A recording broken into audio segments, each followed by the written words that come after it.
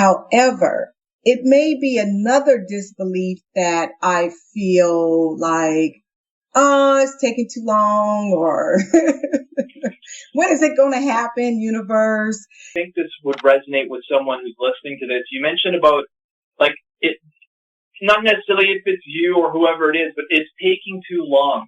And I got to come back to this because if you really appreciate that the higher mind, this other aspect of you, because what most people don't understand is they think, or maybe they perceive, that they're just a human being.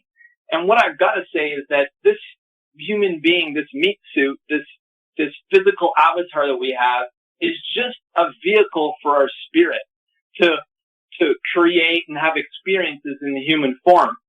And if you can appreciate that that's only one dimension of your experience, and then another dimension, and a good example is when you dream, you can visit far off planets, you can visit and have other experiences, you can be other people. And if you've ever had the experience of flying, you know what I'm talking about, where you're having the experience of doing something completely different with what you physically identify with. If you understand that those experiences are happening all the time, these we'll call out-of-world experiences or other dimensionally experiences, there's a higher mind that works at that level, and it's got all the details down.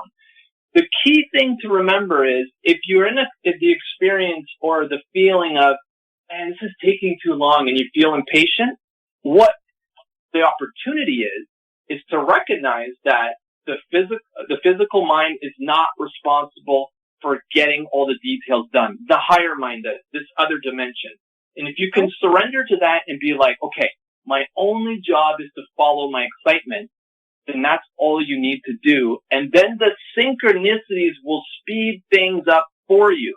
And when I say that synchronicities will speed up, if you follow your excitement, what happens is the mechanism of the creator, of the universe, is the most efficient. What do I mean by that? Well, I finished the first draft of my book in 31 days. Why?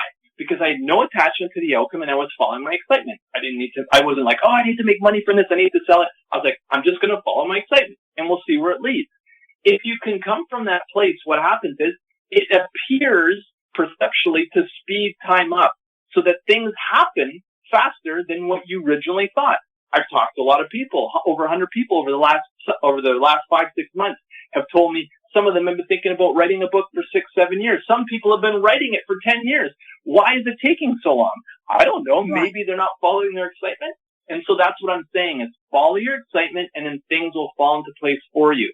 If you get to a place where you take action, and then all of a sudden you notice that you followed your excitement and everything as best you can, and you're not excited about that anymore, then go to the next thing.